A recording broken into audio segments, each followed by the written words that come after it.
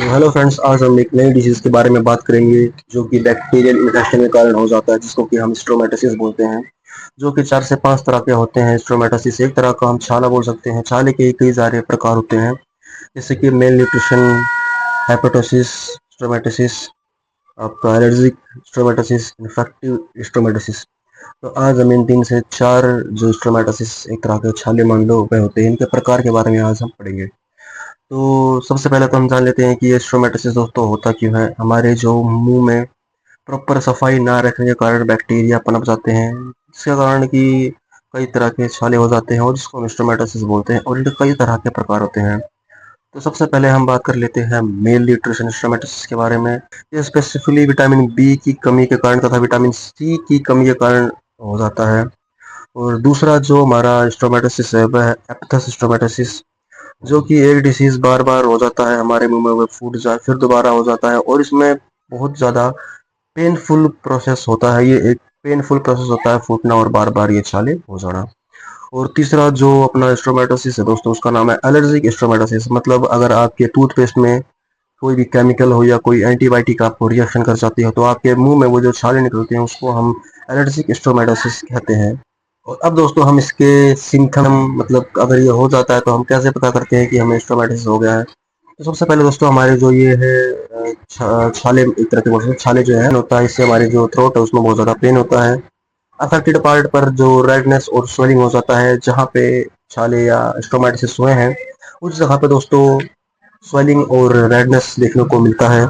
Treatment के बारे में बात कर ली जाए तो जो सभी तरह का स्टोमेटिस होते हैं उनके लगभग सेम ट्रीटमेंट होता है, सेम दवाइयाँ चलती हैं। थोड़ी बहुत दवाइयाँ सिम्टम के अकॉर्डिंग चेंज होती हैं, वो हम इस वीडियो में बात कर लेंगे। तो दोस्तों सबसे पहला ट्रीटमेंट है, उसमें हम पेशेंट को बी कॉम्प्लेक्स देते हैं। इसको कि बीकासूल नाम भी जाना जाता है। हम सुबह शाम इस दवाई को चला सकते हैं। विटकोफोल इंजेक्शन अल्टरनेट डे पे हम इसको लगा सकते हैं दोस्तों। विटकोफोल जिसमें कि आपका फोलिक एसिड, कोबालामाइन और निकोनामाइड प्रेजेंट होता है। लेकिन ये इंजेक्शन लगाने से पहले दोस्तों हमें एएसटी करना होगा, मतलब उसका टेस्ट करना होगा कि ये इंजेक्शन रिएक्शन करता है यानी 0.5 ml आपको उसके मसल्स में लगाना है। और उसके बाद देखना है आपको कोई रिएक्शन आता है या नहीं आता। अगर नहीं आता है तो आप इसको अल्टरनेट डेज पे लगा सकते हैं दोस्तों। 5 डोज लगाना है, मतलब लगभग 10 दिन तक आपको इंजेक्शन लगाने हैं, एक दिन छोड़ के एक दिन। तो 5 डोज आपका ये कंप्लीट हो जाएगा।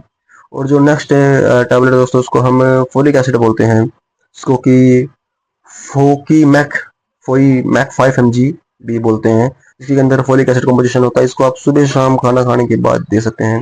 उसके बाद दोस्तों डीएसआर सुबह शाम खाना खाने से पहले खाली पेट देना है। तो एक ओरासोर जेल आता है, आप इसको पेशेंट को ओरासोर जेल दे सकते हैं लगाने के लिए, भाई छाले पे लगाने के लिए। और जो पेन होता है, अगर इस प्रोसेस में आपको पेन भी है तो साथ में आप डाइक्लो या नीमो पैरा वगैरह दे सकते हैं पेन के लिए।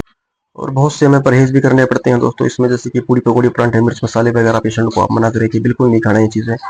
और जो पेशेंट तंबाकू वगैरह शराब वगैरह का सेवन करते हैं उनका बिल्कुल बंद कर देना है कि भाई हफ्ते से 15 दिन आप बिल्कुल ही ना खाएं इसको। और कोशिश करें कि भाई वह आगे भी इन चीज़ों को छोड़ दे, क्योंकि ये चीज़ें बहुत ही ज़्यादा जानलेवा होती हैं। ये चीज़ें नहीं खानी चाहिए दोस्तों, ठीक है। तो ये तो कुछ दोस्तों स्ट्रोमेटिसिस के टाइप्स और उनके ट्रीटमेंट। तो होप आपको वीडियो पसंद आई। वीडियो पसंद आई तो वीडियो को लाइक करें और चैनल को सब्सक्राइब और नोटिफिकेशन ऑन कर लें, ताकि हमारी कोई भी वीडियो पोस्ट हो तो आप तक नोटिफिकेशन पहुंच जाए।